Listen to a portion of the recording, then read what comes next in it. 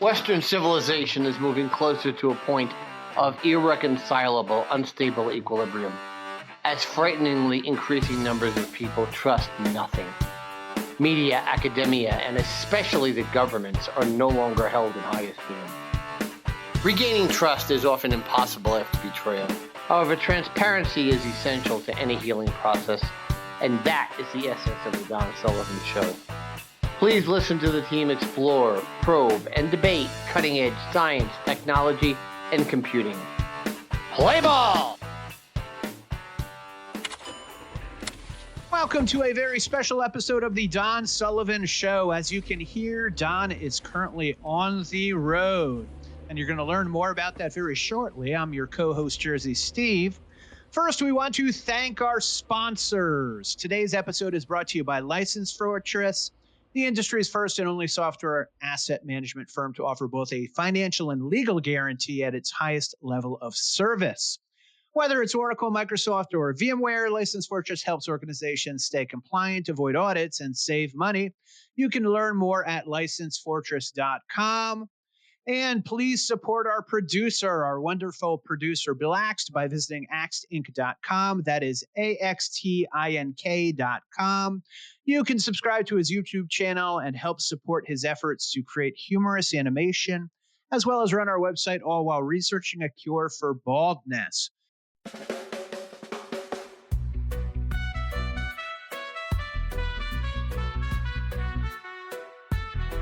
Hello, folks, and welcome back to the Don Sullivan Show, the show where we discuss all things science, technology, and computing on a level that can be understood and absorbed by your average American teenager. I'm your host, Don Sullivan. Today, we are going to be discussing, a number of different facets of an incredibly fascinating aspect of modern transportation technology. That is the seafaring ability of the transportation industry to transport tens of thousands, hundreds of thousands, millions of people a year all around the world on huge vessels that are designed specifically for vacations. That is, we're going to be talking about the cruise ship industry, and we're going to do it from an actual cruise ship.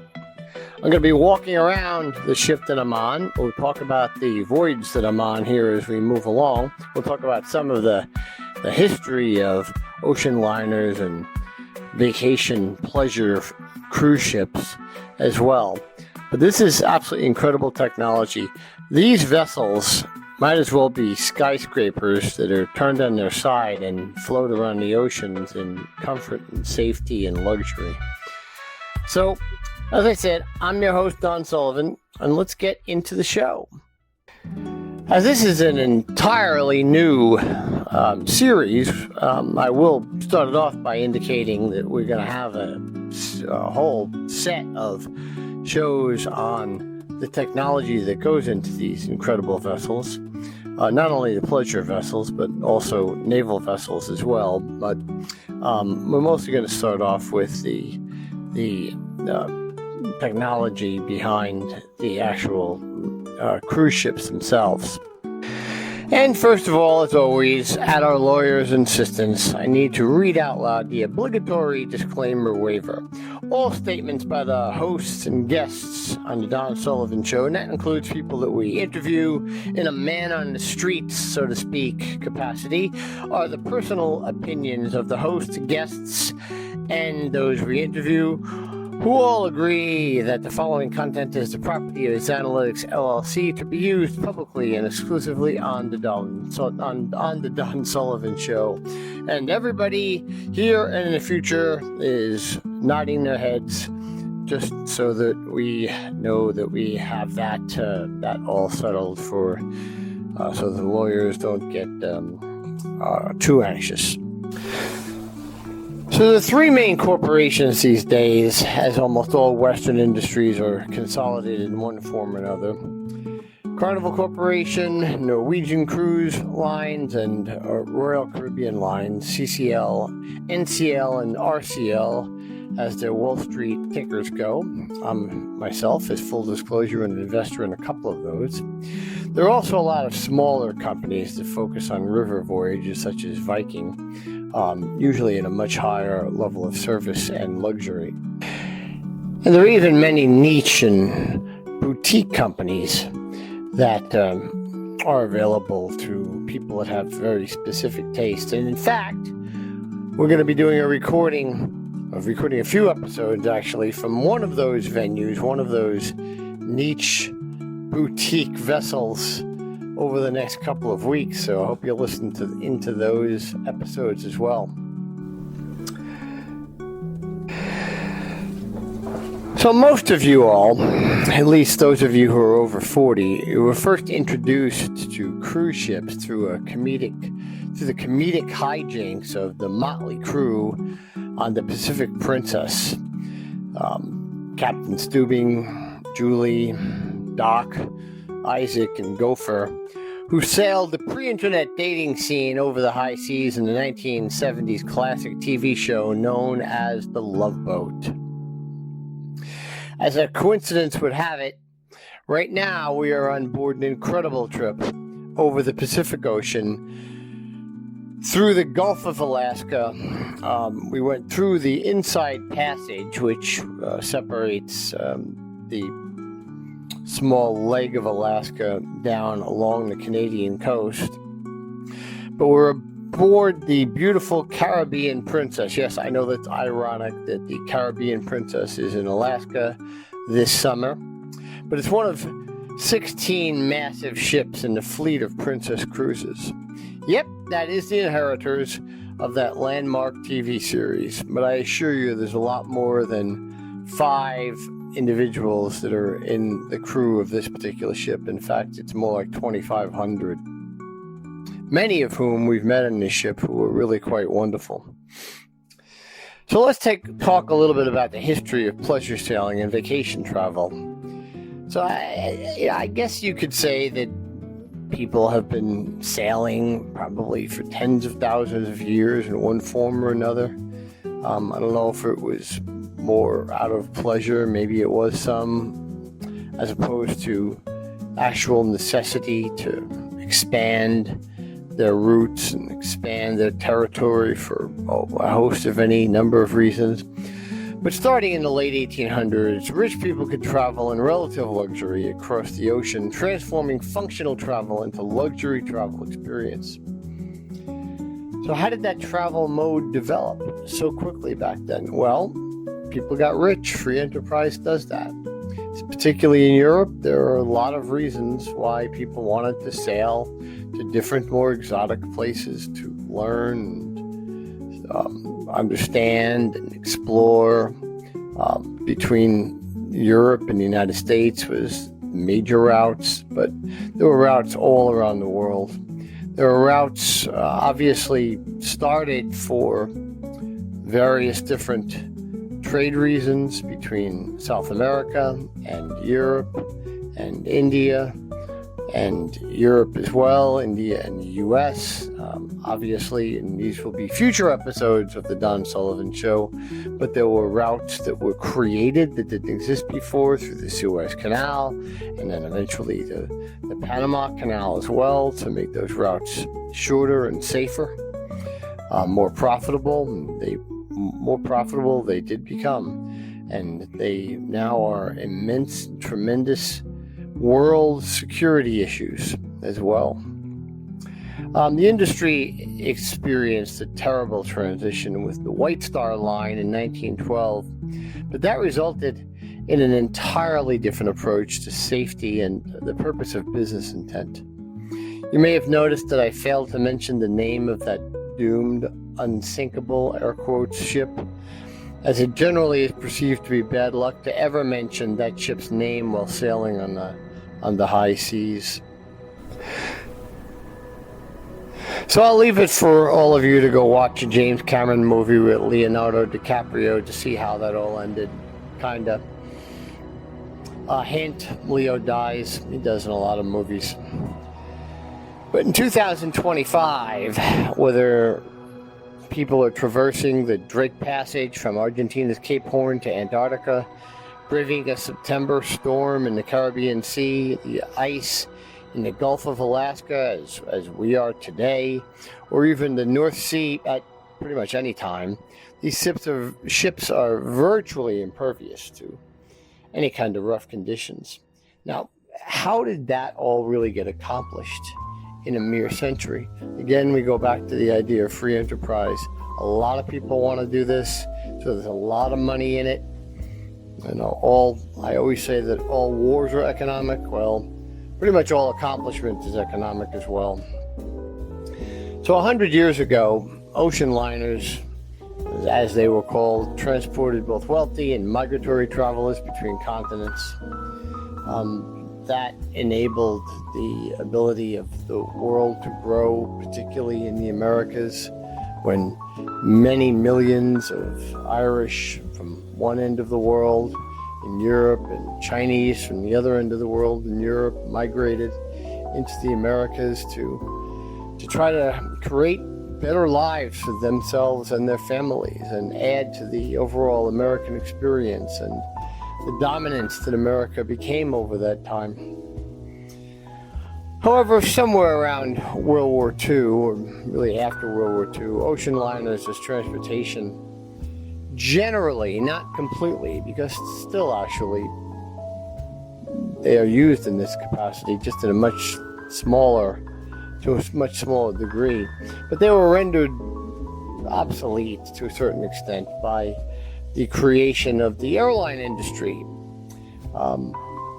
Again, because it was a situation where the airlines could take 8 or 9 hours as opposed to 8 or 9 weeks to get to the needed location. Let's take a minute here and discuss a little bit about the voyage that we're presently on. Here we're on the beautiful and amazing Caribbean Princess. Again, one of the 16 ships in the Princess cruise line fleet, which is a brand of Carnival Corporation. We've traversed the Inside Passage, which is a massive North American fjord, as I mentioned before, between Canada and Alaska. We're heading towards our final port of this journey, which is Whittier, Alaska. We're going to be heading up through College Fjord to look at some of the major, massive glaciers in College Fjord later this afternoon.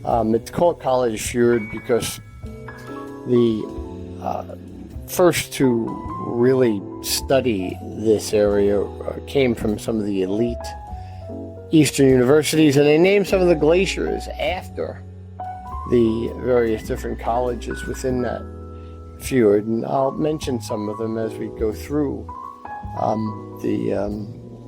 this trip into College Fjord later on this afternoon. But generally speaking, these incredibly amazing ships just boggle the mind in terms of the size. Carry up to 5,000 passengers or more in some cases with the newer ships. I'll talk about that in a minute as well. Usually about a 2-to-1 ratio, 2,500 crew, and they challenge even modern aircraft carriers in terms of the size and length. They're amazing feats of transportation technology as they transport more souls than any single set of systems in human history over longer distances. They can do that in relative safety and comfort because they have stronger and deeper hulls, much more powerful and redundant engines. They carry more fuel, modern ship-to-ship and shore-to-shore communication equipment, as well as safety protocols have been increased enormously since those terrible days in 1912. By the way, that's pretty much the same week as Fenway Park in Boston opened, so I'll leave you to consider potential coincidences there. But yeah, it's also true from a safety perspective that the U.S. Navy can have a carrier group anywhere in the world within 48 hours. Nothing classified here, but that's pretty much true. If there was really a disaster that needed to be addressed as quickly as possible. Cruise ships are designed to withstand rough, sudden seas. You've seen videos out there, if you watch them on Instagram and YouTube, of rogue waves, those waves that just seem to come out of nowhere in the middle of light storms, or not even any storms at all, that are 30, 40 feet high and swamp the 10th deck of a individual ship and make everybody wet and break some tables and chairs and glass. But the ships themselves can handle that. They're this way because they are so sleek, they are so efficiently designed, they have tremendous top speeds. Actually, I tried to look up what some of the top speeds are. It's hard to actually find anything definitive. But I'll also tell you this, spending a good 5 minutes on a bridge, meaning the control center of one of these ships, which is one of the different options if you're a passenger on a ship that you actually have to pay for, but it's certainly worth the time. It's absolutely fascinating to walk up on a bridge. There's not really all that much there that is visible. It seems to be like they run like a video game, but it's tremendous technology overall, incredible control for such a small amount of equipment. One of the most amazing things to do also is watch one of these huge vessels, again like a skyscraper floating on its side, park and watch the jets blow out of the sides to maneuver that ship into its relatively small parking space. You're watching a 1,000-foot vessel sometimes move sideways right into the dock and bounce up against a few old tires, and then see the individuals run outside and off the ship and tie it down so that it stays there stably while the passengers get off, with relatively totally oblivious to the incredible technology that just allowed them to go visit pretty much any port of call on Earth. When you are standing in one of the bridges and you look out over the seas and you see what's controlling, it does really feel like you're transported into some science fiction movie or some other century or something else that's just beyond what you could rationally conceive.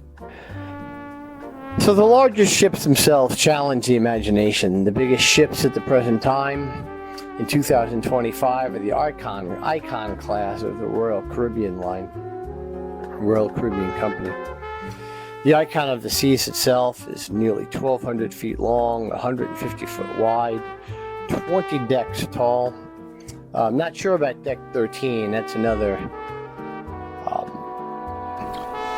myth of the seas. I guess it's a myth everywhere that most hotels don't like to have a floor 13, and I assure you that's the same is true for all cruise ships. The deck 13, because we apparently don't know how to count in this society, is almost always missing from all ships. So I'm not sure about the 20 decks, but that's still incredibly high.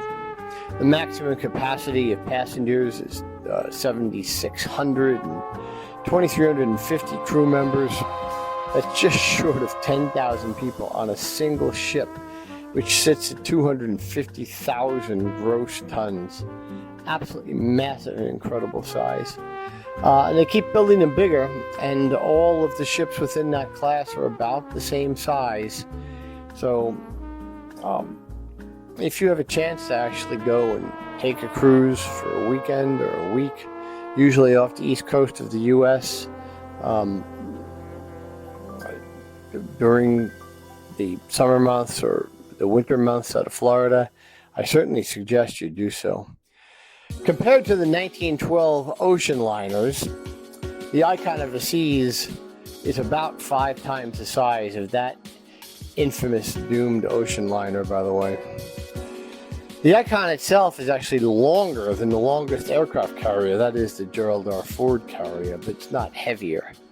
The carriers themselves are nuclear powered. The cruise ships are using hydrocarbon fuels, usually referred to as fossil fuels. I like to refer to them as hydrocarbon based.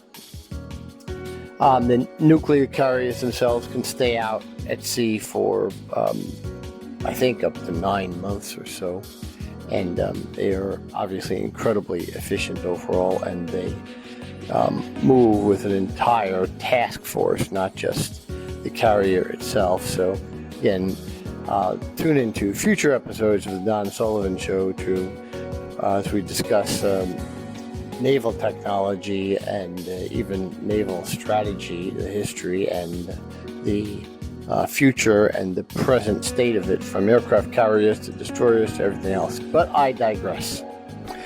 One incredibly interesting fact about this, and again, this will be the subject of future Don Sullivan shows, but the Panama Canal has recently completed the third set of locks. Of course, the first two sets were created under the leadership of one of my favorite presidents, Mr. Theodore Roosevelt, in the early part of the 20th century. But the third set of locks is much wider and deeper and was created for the purpose of both allowing the super carriers that I just referred to, as well as these mega cruise ships, to get through. They couldn't in the old set of locks. And again, we'll talk about the Panama Canal and other canals, such as the Suez Canal, and the reason for them in future episodes. And guess what? Yes, we will be right there when we do that. So cruise ships, especially modern cruise ships, use a variety of cheaper and dirtier fuels, typically. Most of the time, that fuel is technically referred to as heavy fuel oil, colloquially referred to as bunker fuel. It's the dredge of the hydrocarbon refinery process. It is true that more advanced modern ships are now using liquid natural gas. More on that in future episodes. My hope, of course, is that we will be seeing battery-powered ships even, and nuclear ships as we move forward into the future, but not at the moment. They're still using those types of older fuels. Another interesting and incredible subject, one should consider how the heck do you possibly feed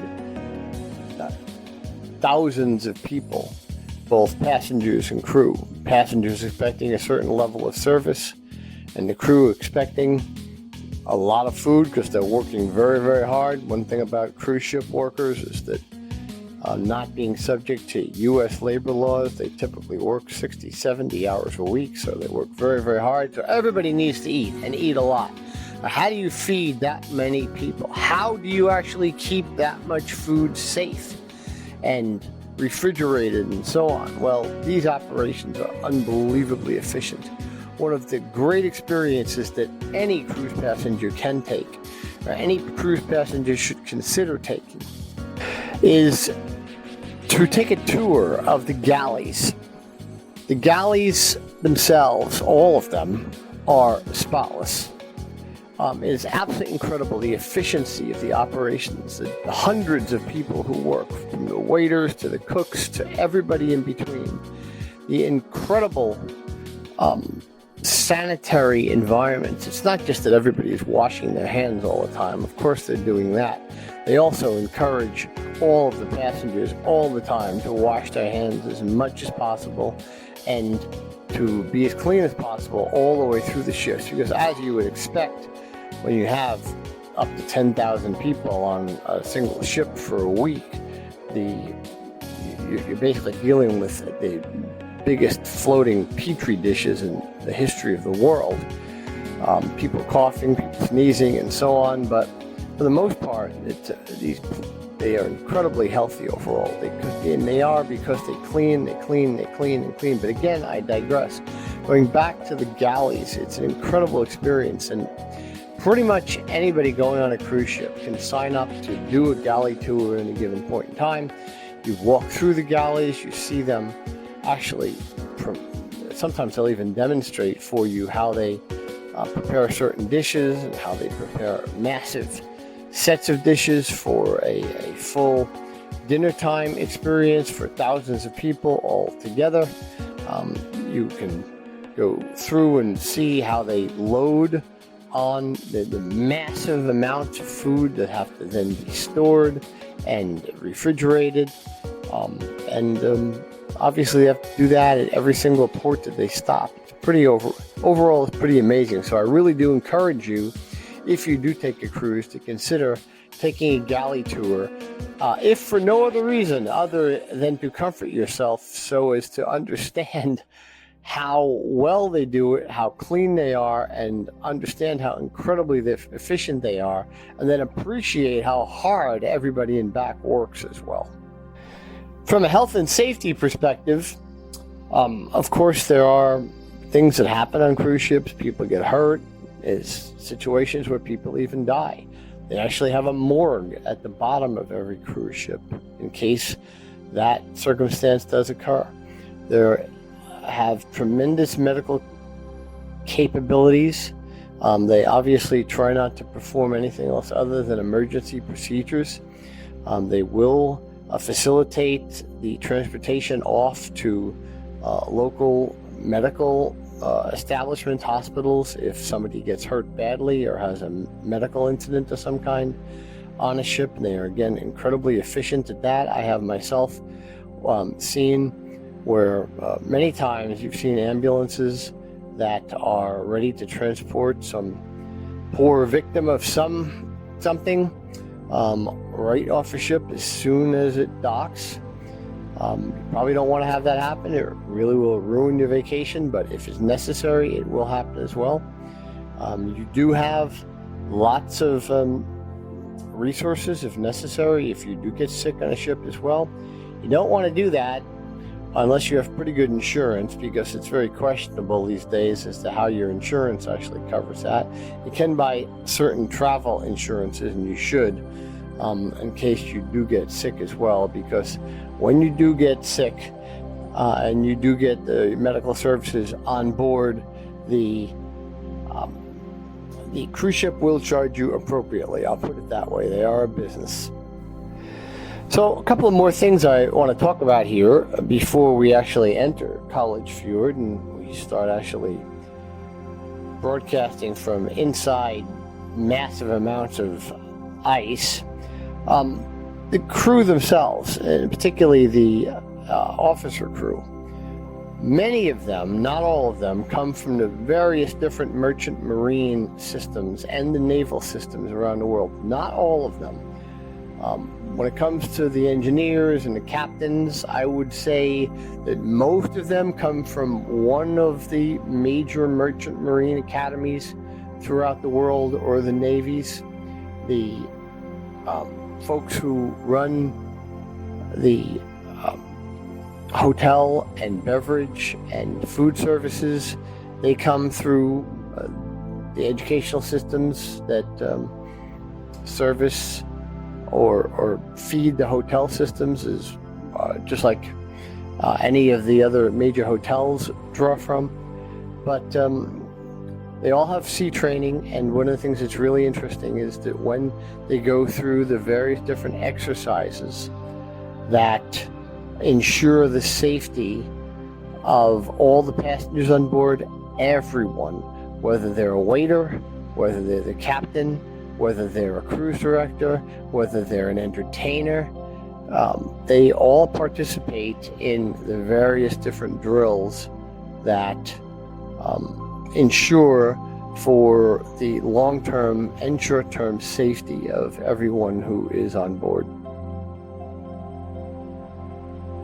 So as we move along here, I'm going to try to find some individuals to interview and say hello to understand their cruise experiences. One of the things that we're doing here on the Don Sullivan Show is we're doing some outreach with the various different cruise lines. I want to get some of the officers, some technical experts, particularly some engineers on to talk in much greater depth about some of the various different subjects that I've brought up, both the health and safety concerns, the efficiency of all the food and beverage processing, but mostly the future of the ships and the technology involved in the ships, the power of the ships, the design of the ships. One of the things that is absolutely amazing to me is we've been on lots of them. I've been on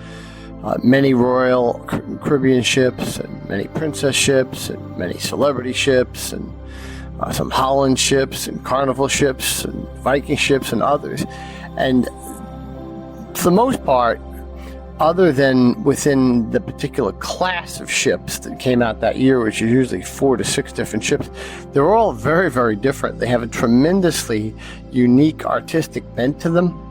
And we really want to get some of the, like I said, the engineers, maybe some of the officers, and even the designers on. So we're going to have an entire series, just like we have the Watch series and some other series that are Silicon Valley based, AI and database technology. We're going to have an entire series, probably a dozen different Don Sullivan Show episodes, just about cruise ships, and that's going to branch off into naval technology as well. So folks, we're back in this unfathomably beautiful Alaskan cruise, and we're all the way up to the top of College Fjord at the massive Harvard Glacier. All these glaciers, 27 of them to be exact, are named after various different colleges, the big ones after the elite colleges of the Eastern universities, of course, and to be honest, they're the ones who explored them first. And when you come here, the massiveness is just overwhelming. We're in kind of bad weather at the moment, but we can still see it, still see the tremendous depth of the blues, the silt, the dark black silt of the dirt that has been pulled down and ground into what is referred to as glacial flour throughout the entirety of the glacier, mixed in with those blues and whites. The debris of the glaciers that have been calved off into icebergs that have disintegrating below into the water of the 900 foot deep fjord. Totally incredible. And again, I certainly do recommend that you all, everyone, try to come up here and experience all of this for yourselves, as there really isn't much like it, although there are glaciers around the world. Up here in Alaska, there's a few that have the colors and the variety of placement in the midst of the mountains that just makes one ponder the very existence of, well, everything. It's really quite cold, but fortunately the rain and the wind have stopped at the moment. Middle of July. So you would think, especially with the heat wave going on back east. So you hear that, Jersey Steve? We're really cold here in Alaska. You're at 100 degrees and sweating down there in Jersey. But regardless, you don't really notice it. I'm just waiting for a massive crack to come off and splash into the waters below us as the beautiful Caribbean Princess is about a half mile from the glacier itself, spinning around so all of the 2,500 passengers on board can take in as much of this as possible. It's amazingly eerie, and I'm listening to people around me chatter that we're hearing the cracking of the ice a half mile away in front of us. Although you can't see much blasting into the water, the ice itself cracks, and it very much sounds like thunder. No lightning, of course, but lots of thunder. It happens about once every 30 seconds or so, and I'm here anxiously anticipating a major crash of this 300-foot high wall of ice in front of me into the water. We just saw a massive chunk of ice the size of, I don't know, a stadium crash off into the water, make a splash that is reverberating through the water all the way to the ship a half mile away. Again, this happens very often. Unfortunately, these types of depictions, these types of events and pictures are often used to claim that the glaciers themselves are in some way being diminished, but this is their normal behavior. This is exactly how it's supposed to work. The glaciers move. You can see them way up in the mountains, and that's what a glacier is. It moves down the mountain as a river of ice until it actually runs into the real water and then pushes itself off into the real water to become icebergs, and then eventually flows out into the ocean.